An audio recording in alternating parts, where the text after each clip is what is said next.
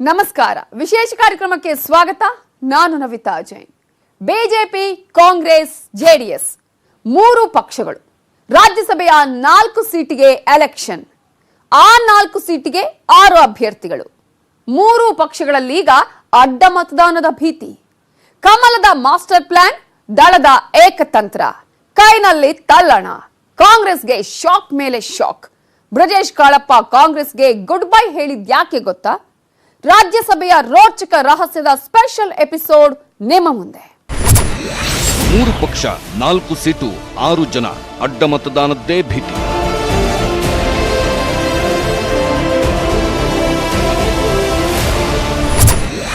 ಕಮಲದ master plan, ದಳ ಏಕತಂತ್ರ, ಕೈನಲ್ಲಿ ತಲ್ಲಣ.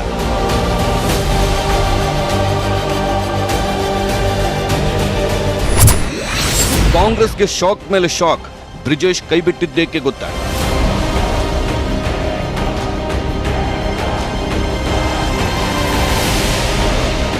ಎಸ್, ಕಾಂಗ್ರೆಸ್ಗೆ ಶಾಕ್ ಮೇಲೆ ಶಾಕ್. ರಾಜ್ಯಸಭಾ ಚುನಾವಣೆಗೆ ಕಾಂಗ್ರೆಸ್ 2ನೇ ಅಭ್ಯರ್ಥಿಯನ್ನ ಕಣಕ್ಕಿಳಿಸಿ ಜೆಡಿಎಸ್ಗೆ ಶಾಕ್ ಕೊಡೋ ರಣತಂತ್ರ ಹುಡುತು. ಆದರೆ ಕಾಂಗ್ರೆಸ್ ತಂತ್ರಕ್ಕೆ ಪ್ರತಿತಂತ್ರವಾಗಿ ಬಿಜೆಪಿ ಕೂಡ 4ನೇ ಸ್ಥಾನಕ್ಕೆ ಅಭ್ಯರ್ಥಿಯನ್ನ ಕಣಕ್ಕಿಳಿಸಿ ಕೈ ನಾಯಕರಿಗೆ ಬಿಗ್ ಶಾಕೇ ಕೊಟ್ಬಿಡ್ತು. ಹೀಗೆ ಒಂದು ಕಡೆ ರಾಜ್ಯಸಭೆಯಲ್ಲಿ 2 ಸ್ಥಾನ ಗೆಲ್ಲಲೇಬೇಕು ಅಂತ ಜೆಡಿಎಸ್ಗೆ ಶಾಕ್ ಕೊಡಲು ಹೋದ ಕಾಂಗ್ರೆಸ್ ತಾನೇ ಬೇಸ್ತು ಬೀಳೋ ಸ್ಥಿತಿ ಬಂದಿದೆ. ಇನ್ನೊಂದು ಕಡೆ ಕೈ ನಾಯಕರೇ ಒಬ್ಬೊಬ್ಬರಾಗಿ ಕೈ ಕೊಡುತ್ತಿದ್ದಾರೆ. ಹೌದು, ಕಾಂಗ್ರೆಸ್ಗೆ ಕಾಂಗ್ರೆಸ್ ಒಳಗಿನಿಂದಲೇ ಪೆಟ್ಟಿನ ಮೇಲೆ ಪೆಟ್ಟು ಬೀಳುತ್ತಿದೆ. ಯಾಕಂದ್ರೆ ಮೊನ್ನೆ ಕಪಿಲ್ ಸಿಬಲ್ ಕಾಂಗ್ರೆಸ್ಗೆ ಗುಡ್ ಬೈ ಹೇಳಿದ್ರು. ಈಗ ಕಾಂಗ್ರೆಸ್ನ ಹಿರಿಯ ನಾಯಕ ಬ್ರಿಜೇಶ್ ಕಾಳಪ್ಪ ಕೂಡ ಗುಡ್ ಬೈ ಹೇಳಿದ್ದಾರೆ.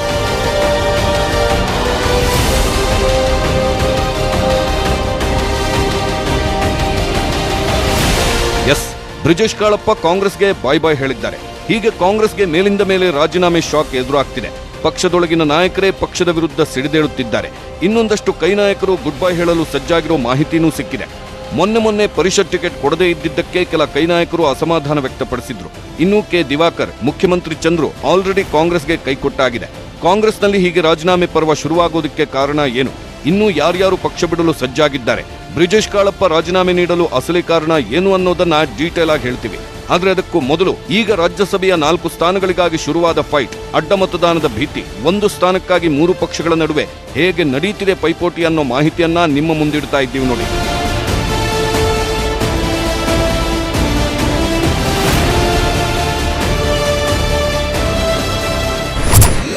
ನಾಲ್ಕನೇ ಸ್ಥಾನಕ್ಕಾಗಿ 3 ಪಕ್ಷಗಳ ನಡುವೆ ಹಣಾಹಣಿ, ಅಡ್ಡ ಮತದಾನದ ಭೀತಿ, 3 ಪಕ್ಷಗಳಿಗೂ ಢವಢವ. Jumping ಸ್ಟಾರ್ಗಳ secret ಬಯಲಾಗುತ್ತಾ?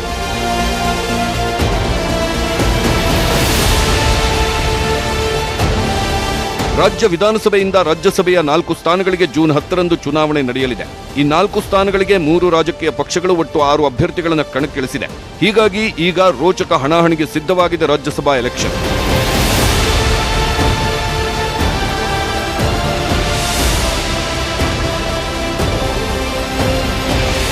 ಮೊನ್ನೆ ತನಕ ವಿಧಾನ ಪರಿಷತ್ಗೆ ಅವಿರೋಧ ಆಯ್ಕೆ ಆದಂತೆ ರಾಜ್ಯ ವಿಧಾನಸಭೆಯಿಂದ ರಾಜ್ಯಸಭೆಯ 4 ಸ್ಥಾನಗಳಿಗೂ ಅವಿರೋಧ ಆಯ್ಕೆ ನಡೆಯಬಹುದು ಎಂಬ ಲೆಕ್ಕಾಚಾರ ನಡೆಯುತ್ತಿತ್ತು. ಯಾಕಂದ್ರೆ ಬಿಜೆಪಿ 2 ಅಭ್ಯರ್ಥಿಗಳನ್ನ, ಕಾಂಗ್ರೆಸ್ 1 ಅಭ್ಯರ್ಥಿಯನ್ನ, ಇನ್ನು ಜೆಡಿಎಸ್ 1 ಅಭ್ಯರ್ಥಿಯನ್ನ ಕಣಕ್ಕಿಳಿಸಬಹುದು ಎಂಬ ಲೆಕ್ಕಾಚಾರವಿತ್ತು. ಜೆಡಿಎಸ್ ಅಭ್ಯರ್ಥಿಗೆ ಕಾಂಗ್ರೆಸ್ ಸಪೋರ್ಟ್ ಮಾಡುವ ಮೂಲಕ 4 ಅಭ್ಯರ್ಥಿಗಳು ಅವಿರೋಧವಾಗಿ ಆಯ್ಕೆ ಆಗಬಹುದು ಎಂದೇ ಅಂದುಕೊಳ್ಳಲಾಗಿತ್ತು. ಆದ್ರೆ ಈ ಎಲ್ಲ ಲೆಕ್ಕಾಚಾರಗಳನ್ನ ಉಲ್ಟಾಪಲ್ಟಾ ಮಾಡಿದ್ದು ಸಿದ್ದರಾಮಯ್ಯ. ಎಸ್, ಸಿದ್ದರಾಮಯ್ಯ ಕೊನೆ ಕ್ಷಣದಲ್ಲಿ ಪಾನ್ ಮೂವ್ ಮಾಡಿದ್ರು. ಕೊನೆ ಕ್ಷಣದಲ್ಲಿ ಕಾಂಗ್ರೆಸ್ನಿಂದ 4ನೇ ಸ್ಥಾನಕ್ಕಾಗಿ ಅಭ್ಯರ್ಥಿಯನ್ನ ಕಣಕ್ಕಿಳಿಸಿದ್ರು. ಕಾಂಗ್ರೆಸ್ ಮಾಡಿದ ಈ ತಂತ್ರಗಾರಿಕೆ ಜೆಡಿಎಸ್ಗೆ ಶಾಕ್ ಕೊಡ್ತು. ಈ ಕಡೆ ಬಿಜೆಪಿ ಪಕ್ಷ ಕೂಡ 3ನೇ ಅಭ್ಯರ್ಥಿಯನ್ನ ಕಣಕ್ಕಿಳಿಸಿ ಬಿಟ್ಟಿತ್ತು. ಹೀಗಾಗಿ ಈಗ 4ನೇ ಸ್ಥಾನಕ್ಕಾಗಿ 3 ಪಕ್ಷಗಳ ನಡುವೆ ಹಣಾಹಣಿ ಏರ್ಪಟ್ಟಿದೆ. ಯಾಕಂದ್ರೆ 4ನೇ ಅಭ್ಯರ್ಥಿಯನ್ನ ಗೆಲ್ಲಿಸಿಕೊಳ್ಳಲು ಅಗತ್ಯವಾದ ಸಂಖ್ಯಾಬಲ 3 ಪಕ್ಷಗಳಲ್ಲೂ ಇಲ್ಲ. ಹೀಗಾಗಿ ತಂತ್ರಗಾರಿಕೆ ಮಾಡಲೇಬೇಕಾಗಿದೆ. ಈ ಹಣಾಹಣಿಯಲ್ಲಿ 4ನೇ ಸ್ಥಾನ ಗೆಲ್ಲುವುದು ಪಕ್ಷಗಳ ಪಾಲಿಗೆ ಪ್ರತಿಷ್ಠೆ ಆಗಿರೋದ್ರಿಂದ 3 ಪಕ್ಷಗಳಿಗೀಗ ಅಡ್ಡ ಮತದಾನದ ಭೀತಿ ಎದುರಾಗಿದೆ.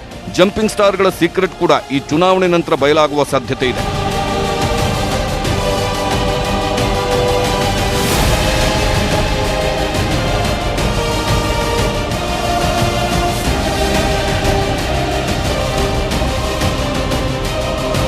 ಮಂಗಳವಾರ ಬಿಜೆಪಿಯಿಂದ ಹಣಕಾಸು ಸಚಿವೆ ನಿರ್ಮಲಾ ಸೀತಾರಾಮನ್, ನಟ ಜಗ್ಗೇಶ್ ಮತ್ತು ಮಾಜಿ ಎಂಎಲ್ಸಿ ಆಗಿರುವ ಲಹರ್ ಸಿಂಗ್ ನಾಮಪತ್ರ ಸಲ್ಲಿಸಿದ್ದಾರೆ. ಜೆಡಿಎಸ್ನಿಂದ ಕುಪೇಂದ್ರ ರೆಡ್ಡಿ ನಾಮಪತ್ರ ಸಲ್ಲಿಸಿದ್ದಾರೆ. ಇನ್ನು ಕಾಂಗ್ರೆಸ್ನಿಂದ ಕೇಂದ್ರದ ಮಾಜಿ ಸಚಿವ ಜೈರಾಮ್ ರಮೇಶ್ ಹಾಗೂ ಮನ್ಸೂರ್ ಅಲಿ ಖಾನ್ ಸೋಮವಾರ ನಾಮಪತ್ರ ಸಲ್ಲಿಸಿದ್ರು. ಹೀಗಾಗಿ ಈಗ ರಾಜ್ಯ ವಿಧಾನಸಭೆಯಿಂದ ರಾಜ್ಯಸಭೆಯ 4 ಸ್ಥಾನಗಳಿಗೆ ನಡೆಯುತ್ತಿರುವ ಚುನಾವಣಾ ಕಣದಲ್ಲಿ 6 ಅಭ್ಯರ್ಥಿಗಳು ಅದೃಷ್ಟ ಪರೀಕ್ಷೆಗೆ ಇಳಿದಂತಾಗಿದೆ. ಇನ್ನು ನಾಮಪತ್ರ ಸಲ್ಲಿಸಿರುವ ಈ 6 ಅಭ್ಯರ್ಥಿಗಳ ಪೈಕಿ ಬಿಜೆಪಿಯ ನಿರ್ಮಲಾ ಸೀತಾರಾಮನ್ ಮತ್ತು ನಟ ಜಗ್ಗೇಶ್ ಪಕ್ಷದ ಮೊದಲ ಆಯ್ಕೆಯಾಗಿದ್ದಾರೆ. ಇವರಿಬ್ಬರು ಗೆಲ್ಲಲು ಬೇಕಾದ ಸಂಖ್ಯಾಬಲ ಬಿಜೆಪಿಯಲ್ಲಿರುವ ಕಾರಣ ರಾಜ್ಯಸಭೆಗೆ ನಿರ್ಮಲಾ ಸೀತಾರಾಮನ್ ಮತ್ತು ಜಗ್ಗೇಶ್ ಆಯ್ಕೆಯಾಗೋದು ಖಚಿತ. ಇನ್ನು ಈ ಕಡೆ ಕಾಂಗ್ರೆಸ್ 3ನೇ ಸ್ಥಾನಕ್ಕಾಗಿ ಜೈರಾಮ್ ರಮೇಶ್ ರನ್ನ ಕಣಕ್ಕಿಳಿಸಿದೆ. ಜೈರಾಮ್ ರಮೇಶ್ ಗೆಲ್ಲಲು ಬೇಕಾದ ಸಂಖ್ಯಾಬಲ ಕಾಂಗ್ರೆಸ್ನಲ್ಲಿರೋ ಕಾರಣ ಅವರು ಗೆಲ್ಲುವುದು ಖಚಿತ.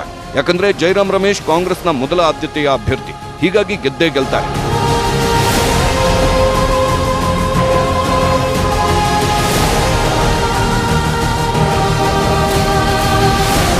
ಹೀಗೆ ಬಿಜೆಪಿ 2 ಸ್ಥಾನ ಮತ್ತು ಕಾಂಗ್ರೆಸ್ 1 ಸ್ಥಾನ ಗೆಲ್ಲಲು ಯಾವ ಸರ್ಕಸ್ ಮಾಡಬೇಕಾಗಿಲ್ಲ.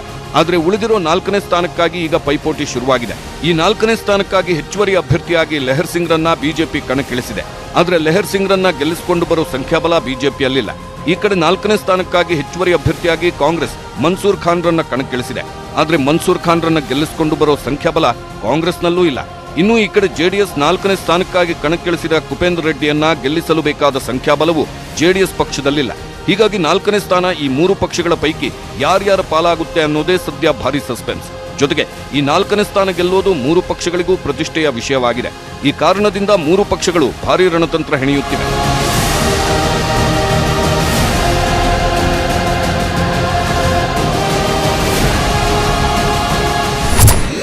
ಮೂರು ಪಕ್ಷಗಳಿಗೆ ಶುರುವಾಗಿದೆ ಅಡ್ಡ ಮತದಾನದ ಭೀತಿ.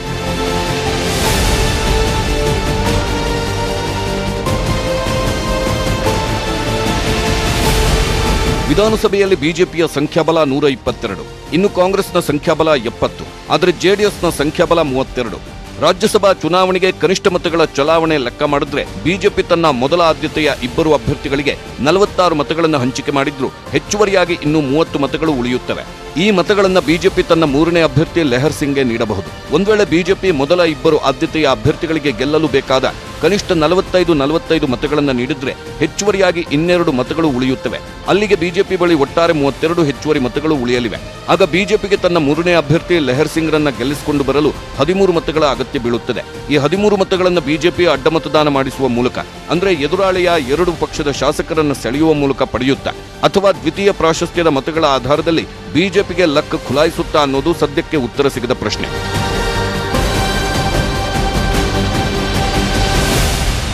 ಭಾರತೀಯ ಜನತಾ ಪಾರ್ಟಿ ಈ ಬಾರಿಯ ರಾಜ್ಯಸಭೆಗೆ ನಮ್ಮ ಕೇಂದ್ರದ ಸಚಿವರಾಗಿರ್ತಕ್ಕಂಥ ನಿರ್ಮಲಾ ಸೀತಾರಾಮನ್, ನಮ್ಮ ಮಾಜಿ ಶಾಸಕರು, ನಮ್ಮ ವಕ್ತಾರರು, ಚಲನಚಿತ್ರ ನಟರಾಗಿರ್ತಕ್ಕಂಥ ಜಗ್ಗೇಶ್ 2ನೇ, 3ನೇದು ನಮ್ಮ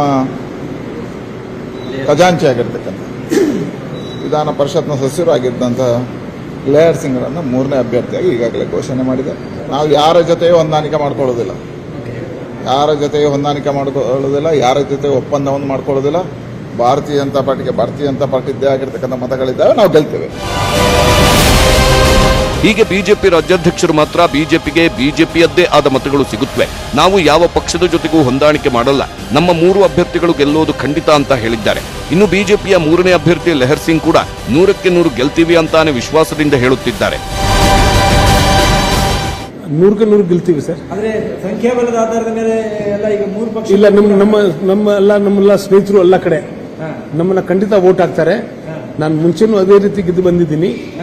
ಎಲ್ಲ ಸ್ನೇಹಿತರು ಎಲ್ಲ ಕಡೆ ಇದ್ದಾರೆ. ಖಂಡಿತ ನಾನು ವಿತ್ ಗುಡ್ ಮಾರ್ಜಿನ್ ಗೆಲ್ತೀನಿ.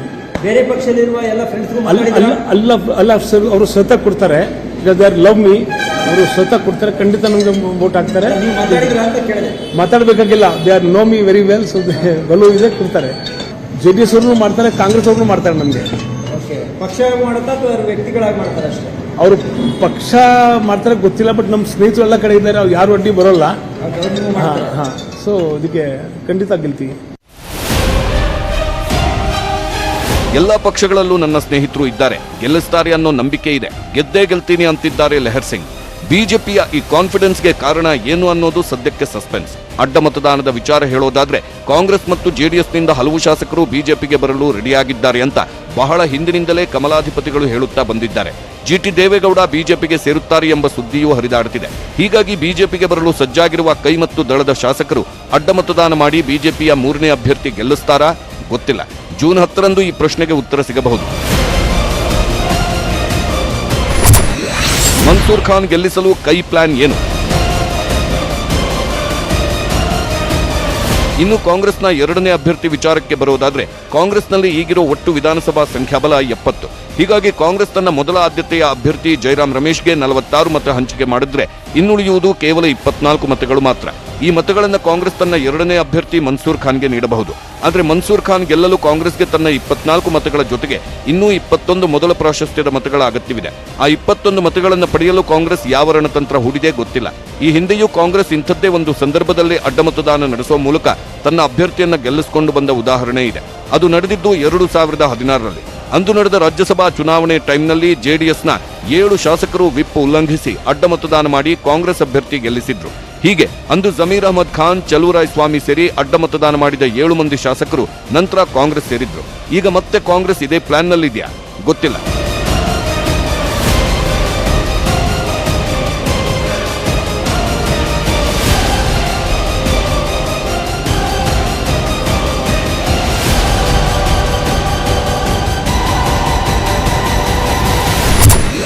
ಆಪರೇಷನ್ ಹಸ್ತಕ್ಕೆ ನಡೆಯುತ್ತಿದೆಯಾ ಪ್ಲಾನ್? ಸದ್ಯದ ಮಾಹಿತಿ ಪ್ರಕಾರ ಅರಸೀಕೆರೆ ಶಾಸಕ ಶಿವಲಿಂಗೇಗೌಡ ಮತ್ತು ಅರ್ಕಲ್ಗೂಡು ಶಾಸಕ ಎಟಿ ರಾಮಸ್ವಾಮಿ ಕಾಂಗ್ರೆಸ್ಗೆ ಸೇರುತ್ತಾರೆ ಅನ್ನೋ ಮಾಹಿತಿ ಹರಿದಾಡುತ್ತಿದೆ. ಈಗಾಗಲೇ ಈ ಇಬ್ಬರು ಶಾಸಕರು ಜೆಡಿಎಸ್ನಿಂದ ಅಂತರವನ್ನು ಕಾಯ್ದುಕೊಂಡಿದ್ದಾರೆ. ಹೀಗಾಗಿ ಕಾಂಗ್ರೆಸ್ ತನ್ನಲ್ಲಿಗೆ ಬರುವ ಜೆಡಿಎಸ್ ಮತ್ತು ಬಿಜೆಪಿ ಶಾಸಕರಿಂದ ಅಡ್ಡ ಮತದಾನ ಮಾಡಿಸುವ ಪ್ಲಾನ್ ಮಾಡಿದ್ಯಾ ಗೊತ್ತಿಲ್ಲ. ಇನ್ನು ಕಾಂಗ್ರೆಸ್ ತಮ್ಮ ಪಕ್ಷದ ಹೆಚ್ಚುವರಿ ಅಭ್ಯರ್ಥಿಯನ್ನ ಗೆಲ್ಲಿಸುವ ಹೊಣೆಯನ್ನ ಶಾಸಕ ಜಮೀರ್ ಅಹಮದ್ಗೆ ನೀಡಿದೆ ಎಂಬ ಮಾಹಿತಿ ಕೂಡ ಇದೆ. ಜೆಡಿಎಸ್ನಲ್ಲಿರುವ ತನ್ನ ಹಳೆಯ 7-8 ಸ್ನೇಹಿತರನ್ನ ಜಮೀರ್ ಸೆಳೆಯಬಹುದು ಎಂದು ಕೂಡ ಹೇಳಲಾಗ್ತಿದೆ. ಆದರೆ ಕಾಂಗ್ರೆಸ್ಗೆ ಹೀಗೆ ಆಪರೇಷನ್ ಹಸ್ತ ಪ್ಲಾನ್ ಮಾಡಿದ್ರೂ ಗೆಲ್ಲುವ ದಾರಿ ಅಷ್ಟು ಸುಲಭವಿಲ್ಲ. ಯಾಕಂದ್ರೆ ಕಾಂಗ್ರೆಸ್ನ ಹೆಚ್ಚುವರಿ ಅಭ್ಯರ್ಥಿ ಗೆಲುವಿಗೆ 21 ಮತಗಳ ಅವಶ್ಯಕತೆ ಇದೆ. ಹೀಗಾಗಿ ಕೊನೆ ಕ್ಷಣದಲ್ಲಿ ಕಾಂಗ್ರೆಸ್ ಕಣದಿಂದ ತನ್ನ 2ನೇ ಅಭ್ಯರ್ಥಿಯ ನಾಮಪತ್ರ ಹಿಂಪಡೆದುಕೊಂಡ್ರೂ ಅಚ್ಚರಿಯಿಲ್ಲ. ನಮ್ದು ಲೆಕ್ಕಾಚಾರ ಏನೋ ಇರ್ತದಲ್ಲ, ಎಲ್ಲರಿಗೂ ಶಾರ್ಟೇಜ್ ಇದೆ. ಬಿಜೆಪಿಗೂ ಶಾರ್ಟೇಜ್ ಇದೆ, ಜನತಾ ದಳಕ್ಕೂ ಶಾರ್ಟೇಜ್ ಇದೆ, ಕಾಂಗ್ರೆಸ್ಗೂ ಶಾರ್ಟೇಜ್ ಇದೆ. ಸೊ ನಾವು ಲಾಸ್ಟ್ ಟೈಮು ಬಹಳ ಗೌರವದಿಂದ ರಾಷ್ಟ್ರದ ಪ್ರಧಾನಮಂತ್ರಿ ಆಗಿದ್ದರು ನಮ್ಮ ರಾಜ್ಯದವರು ಅಂತೇಳಿ ನಾವು ಗೌರವದಿಂದ ನಾವು ಕ್ಯಾಂಡಿಡೇಟ್ ಹಾಕಕ್ಕೆ ಹೋಗಲಿಲ್ಲ. ನಮ್ಮ ಪಕ್ಷದ ಕೆಲವು ವಿಚಾರಗಳು ಇರ್ತವೆ, ಬೇರೆ ಸ್ಟ್ಯಾಂಡ್ ಇದ್ದಾರೆ. ಬಿಜೆಪಿ ಏನ್ ಮಾಡ್ತಾರೆ ಗೊತ್ತಿಲ್ಲ, ಕಾದ್ ನೋಡೋಣ. ಈಗ ಜೆಡಿಎಸ್ ಅಲ್ಲೂ ಮೆಜಾರಿಟಿ ಇಲ್ಲ, ಬಿಜೆಪಿಯಲ್ಲೂ ಥರ್ಡ್ ಕ್ಯಾಂಡಿಡೇಟ್ಗೆ ಮೆಜಾರಿಟಿ ಇಲ್ಲ.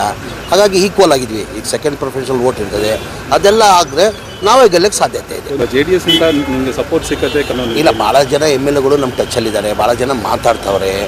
ಅವ್ರು ನೋಡುವ ಅದೇನಾಗ್ತದೆ ಮುಂದೆ ಗೊತ್ತಾಗ್ತದೆ. ಈಗ ಇನ್ನು ಜೆಡಿಎಸ್ನ ವಿಧಾನಸಭಾ ಸಂಖ್ಯಾಬಲ 32.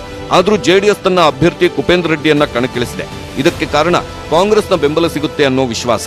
ಎಸ್, ಕಳೆದ ಬಾರಿ ದೇವೇಗೌಡರಿಗೆ ಕಾಂಗ್ರೆಸ್ ಬೆಂಬಲ ನೀಡಿ ರಾಜ್ಯಸಭೆಗೆ ಆರಿಸಿ ಕಳಿಸಿದ್ದಂತೆ ಈ ಬಾರಿಯೂ ಕಾಂಗ್ರೆಸ್ ತನ್ನ ಬೆಂಬಲಕ್ಕೆ ನಿಲ್ಲಬಹುದು ಎಂಬ ಲೆಕ್ಕಾಚಾರದಲ್ಲಿ ಜೆಡಿಎಸ್ ಕುಪೇಂದ್ರ ರೆಡ್ಡಿಯನ್ನ ಕಣಕ್ಕಿಳಿಸಿದೆ.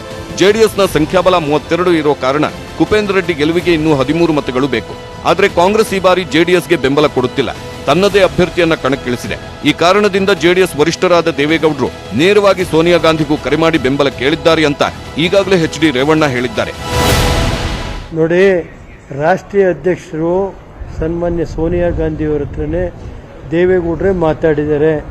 ದೇವೇಗೌಡರು ಮಾತಾಡಿದ ಮೇಲೆ ಅವ್ರ ಒಪಿನಿಯನ್ ಅವ್ರು ಕೊಟ್ಟ ಮೇಲೆ ಅವರು ವೇಣುಗೋಪಾಲ್ ಅವರಿಗೆ ಕುಮಾರಸ್ವಾಮಿಯವರು ಮತ್ತು ಖರ್ಗೆ ಸಾಹೇಬರು, ರಾಜ್ಯಸಭಾ ವಿರೋಧ ಪಕ್ಷದ ನಾಯಕರು ಎಲ್ಲರನ್ನೂ ಭೇಟಿ ಮಾಡಿದ್ದಾರೆ. ಸಿದ್ದರಾಮಯ್ಯನವರು ಭೇಟಿಗೆ ಅವಕಾಶ ಕೇಳಿದ್ದು, ಅವರಿನ್ನೂ ಅವಕಾಶ ಇದೆ. ಮೊನ್ನೆ ಅವರೇನಾಗಿದೆ, ಅವರೇ ನಾವು JDSಗೆ ಯಾವುದೇ ಕಾರಣದಿಂದ ವೋಟ್ ಕೇಳೋದು ಇಲ್ಲ, ಹಾಕಲ್ಲ ಅಂತ ಅವರೊಬ್ಬರು ಹೇಳಿದ್ದಾರೆ. ಬಾಕಿ ಎಲ್ಲ ಮುಖಂಡರುಗಳ ಹತ್ರನೂ ಮಾತಾಡಿದ್ದೀವಿ. ಅದ್ರ ಮೇಲೆ ಈಗ ಇನ್ನೂ ಒಂದು ಸಾರಿ ಮನವಿ ಮಾಡ್ತೀವಿ. ಅವ್ರ ಹತ್ರ ಮೆಜಾರಿಟಿ ಇಲ್ಲ, ಇರೋದು 21 ಸೀಟು, ನಮ್ಮ ಹತ್ರ 32 ಸೀಟ್ ಇದೆ. ನಾವು ಅವ್ರಿಗೆ ಮೇಡಮ್ ಅವ್ರಿಗೂ 6-7 ಸೀಟ್ ಶಾರ್ಟೇಜ್ ಆಗುತ್ತೆ, ನಮಗೆ ಕೊಡಿ ಅಂತ ಕೇಳಿದ್ದೀವಿ. ಅದನ್ನು ಅವರೆಲ್ಲ ಅಗ್ರಿ ಆಗೋದಕ್ಕೆ ನಾವು ಅರ್ಜಿ ಹಾಕಿದ್ದು. ಎಲ್ಲರೂ ವಿಶ್ವಾಸಕ್ಕೆ ತಗೊಂಡೆ ನಾವು ಇವತ್ತು ಅರ್ಜಿ ಹಾಕಿದ್ವಿ. ದೇವೇಗೌಡರ ಮನವಿಗೆ ಒಪ್ಪಿಕೊಳ್ಳುತ್ತಾರಾ ಸೋನಿಯಾ? ಕೊನೆ ಕ್ಷಣದಲ್ಲಿ ನಾಮಪತ್ರ ಹಿಂಪಡೆದುಕೊಳ್ಳುತ್ತಾ ಕೈ? ಆದ್ರೆ ಕಾಂಗ್ರೆಸ್ನದ್ದು ಇದಕ್ಕೆ ತದ್ವಿರುದ್ಧವಾದ. ಈ ಹಿಂದೆ ನಾವು ಜೆಡಿಎಸ್ ಅಭ್ಯರ್ಥಿಗೆ ಬೆಂಬಲ ಕೊಟ್ಟಿದ್ವಿ, ಪ್ರತಿ ಬಾರಿ ನಾವೇ ಬೆಂಬಲ ಕೊಡೋದಾಗಿದೆ. ಈ ಬಾರಿ ಕಾಂಗ್ರೆಸ್ ಅಭ್ಯರ್ಥಿ ಗೆಲುವಿಗೆ ಜೆಡಿಎಸ್ ಬೆಂಬಲ ಕೊಡ್ಲಿ ಅನ್ನೋದು ಸಿದ್ದರಾಮಯ್ಯ ಟೀಮ್ ವರಸೆ.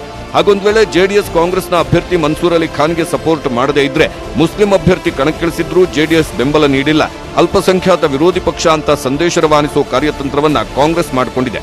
ಹೀಗೆ ಕಾಂಗ್ರೆಸ್ ಮತ್ತು ಜೆಡಿಎಸ್ ಜಗಳದಲ್ಲಿ ತಮ್ಮ ಮೂರನೇ ಅಭ್ಯರ್ಥಿ ಗೆಲ್ಲಿಸುವ ವಿಶ್ವಾಸ ಬಿಜೆಪಿ ನಾಯಕರದ್ದು.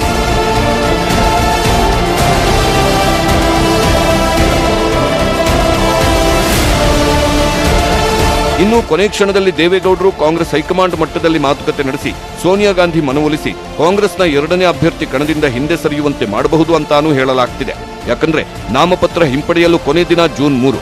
ಒಂದ್ ವೇಳೆ ದೇವೇಗೌಡರ ಮಾತಿಗೆ ಮಣಿದು ಕಾಂಗ್ರೆಸ್ ನಾಮಪತ್ರ ಹಿಂಪಡೆದ್ರೆ ಆಗ ಜೆಡಿಎಸ್ ಅಭ್ಯರ್ಥಿ ಗೆಲ್ಲೋದು ಫಿಕ್ಸ್. ಇದಾಗದೇ ಇದ್ರೆ ಜೆಡಿಎಸ್ನ ಗೆಲುವು ಕಷ್ಟ. ಕಾಂಗ್ರೆಸ್ ಎರಡನೇ ಅಭ್ಯರ್ಥಿಯನ್ನ ಗೆಲ್ಲಿಸಿಕೊಂಡು ಬರುವುದು ಇನ್ನೂ ಕಷ್ಟ.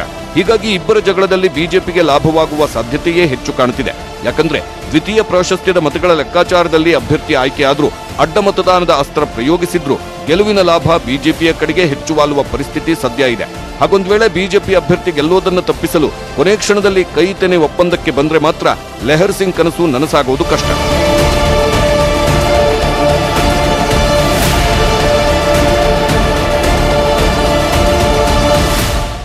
ಜೆಡಿಎಸ್ಗೆ ಶಾಕ್ ಕೊಡೋಕೆ ಹೋದ ಕಾಂಗ್ರೆಸ್ಗೆ ಈಗ ಶಾಕ್ ಮೇಲೆ ಶಾಕ್ ಎದುರಾಗ್ತಿದೆ. ಒಂದ್ ಕಡೆ ಪರಿಷತ್ ಟಿಕೆಟ್ ಸಿಕ್ಕಿಲ್ಲ ಅಂತ, ಇನ್ನೊಂದ್ ಕಡೆ ರಾಜ್ಯಸಭೆಗೆ ಪರಿಗಣಿಸಲಿಲ್ಲ ಅಂತ ರಾಜೀನಾಮೆ ಕೊಡೋ ಸಂಖ್ಯೆ ಕಾಂಗ್ರೆಸ್ನಲ್ಲಿ ದಿನದಿಂದ ದಿನಕ್ಕೆ ಹೆಚ್ಚಾಗ್ತಿದೆ.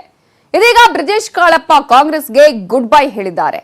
ಬ್ರಿಜೇಶ್ ಕಾಳಪ್ಪ ಕಾಂಗ್ರೆಸ್ಗೆ ಕೈ ಕೊಡಲು ಕಾರಣ ಏನು? ವಿವರಣೆ ಕೊಡ್ತೀವಿ ಬ್ರೇಕ್ನ ನಂತರ.